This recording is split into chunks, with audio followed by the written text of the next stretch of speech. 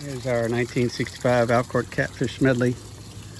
Working on her little parking spot. Want to make sure she got rain that it would rain would drain.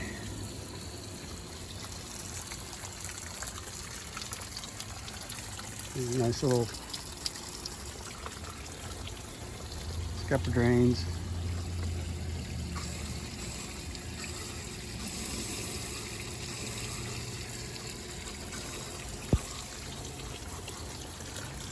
So you've had a look at Smedley's drain holes now, just what I thought you wanted to see today.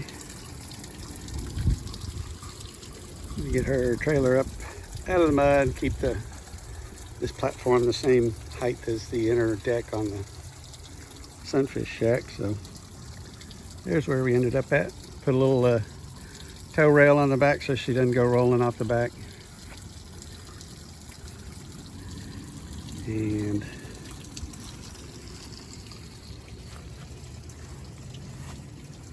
little ramp up front. Still needs a few more pieces, and there's enough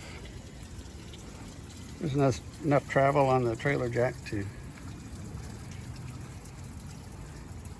get her up. This should be right by the parts and service windows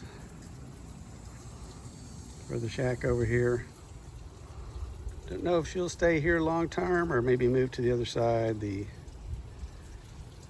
This kind of seems like a primo spot to store a canoe and kayaks, which probably get used more often. You just pull through and throw them right on the trailer. So maybe long term. See, long term Smedley's got a different spot, which will be a surprise. Not over here. So that will probably, this deck will probably end up being the kayak and canoe deck.